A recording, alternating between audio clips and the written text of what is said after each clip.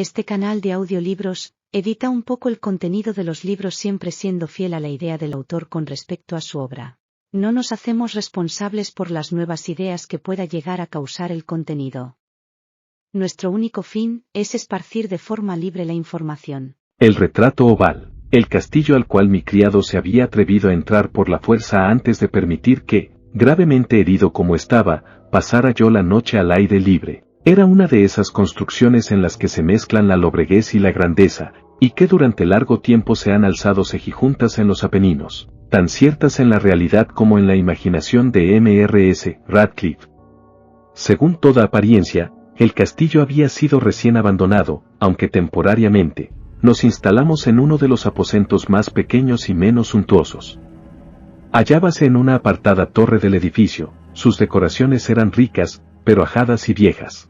Colgaban tapices de las paredes, que engalanaban cantidad y variedad de trofeos heráldicos, así como un número insólitamente grande de vivaces pinturas modernas en marcos con arabescos de oro.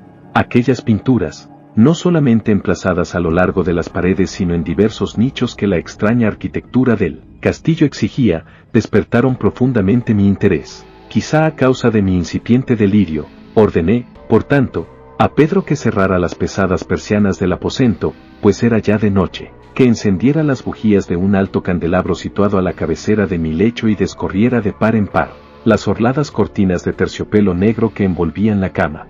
Al hacerlo así deseaba entregarme, si no al sueño, por lo menos a la alternada contemplación de las pinturas y al examen de un pequeño volumen que habíamos encontrado sobre la almohada y que contenía la descripción y la crítica de aquellas. Mucho leí, e intensamente miré. Rápidas y brillantes volaron las horas, hasta llegar la profunda medianoche.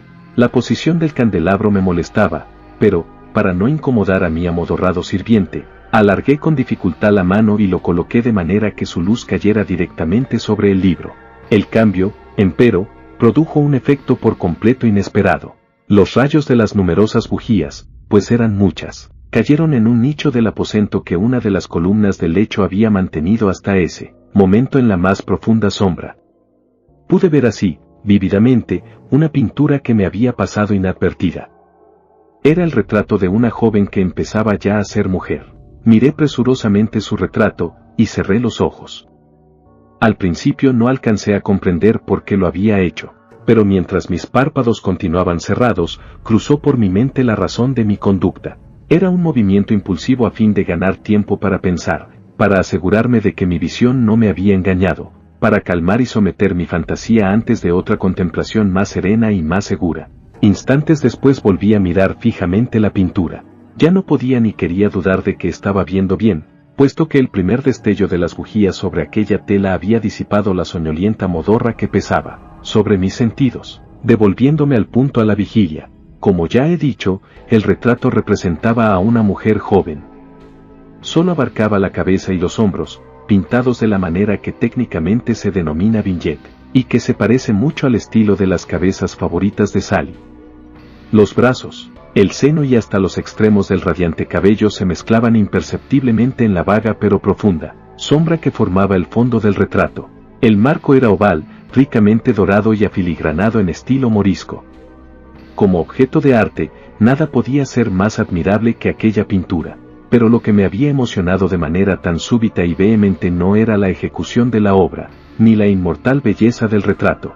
Menos aún cabía pensar que mi fantasía, arrancada de su semisueño, hubiera confundido aquella cabeza con la de una persona viviente. Inmediatamente vi que las peculiaridades del diseño, de la vignette y del marco tenían que haber repelido semejante idea, impidiendo incluso que persistiera un solo instante. Pensando intensamente en todo eso, quédeme tal vez una hora, a medias sentado, a medias reclinado, con los ojos fijos en el retrato. Por fin, satisfecho del verdadero secreto de su efecto, me dejé caer hacia atrás en el lecho.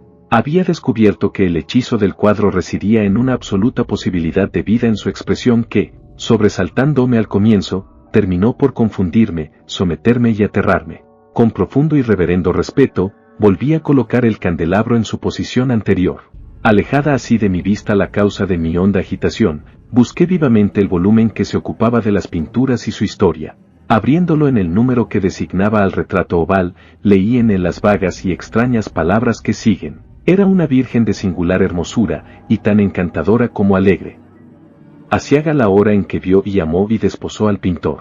Él, apasionado, estudioso, austero, tenía ya una prometida en el arte, ella, una virgen de sin igual hermosura y tan encantadora como alegre, toda luz y sonrisas, y traviesa como un cervatillo, amándolo y mimándolo, y odiando tan solo al arte, que era su rival, temiendo tan solo la paleta, los pinceles y los restantes enojosos instrumentos que la privaban de la contemplación de su amante. Así, para la dama, cosa terrible fue oír hablar al pintor de su deseo de retratarla, pero era humilde y obediente, y durante muchas semanas posó dócilmente en el oscuro y elevado aposento de la torre, donde solo desde lo alto caía la luz sobre la pálida tela. Mas él, el pintor, gloriábase de su trabajo, que avanzaba hora a hora y día a día, y era un hombre apasionado, violento y taciturno, que se perdía en sus ensueños, tanto, que no quería ver cómo esa luz que entraba lívida, en la torre solitaria, marchitaba la salud y la vivacidad de su esposa, que se consumía a la vista de todos, salvo de la suya.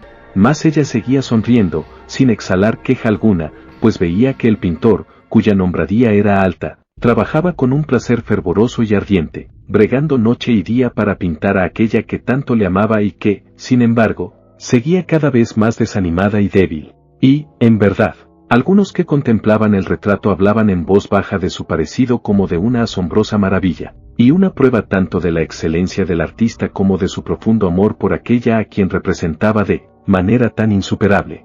Pero, a la larga, a medida que el trabajo se acercaba a su conclusión, nadie fue admitido ya en la torre, pues el pintor habíase exaltado en el ardor de su trabajo y apenas se apartaba los ojos de la tela, incluso para mirar el rostro de su esposa.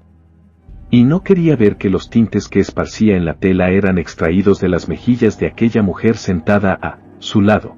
Y cuando pasaron muchas semanas y poco quedaba por hacer, salvo una pincelada en la boca y un matiz en los ojos, el espíritu de la dama osciló, vacilante como la llama en el tubo de la lámpara. Y entonces la pincelada fue puesta y aplicado el matiz, y durante un momento el pintor quedó en trance frente a la obra cumplida. Pero, cuando estaba mirándola, púsose pálido y tembló mientras gritaba, ciertamente, esta es la vida misma. Y volvióse de improviso para mirar a su amada. Estaba muerta. Gracias por ver el vídeo, deja tu like, suscríbete y síguenos en nuestras redes sociales, están en la descripción.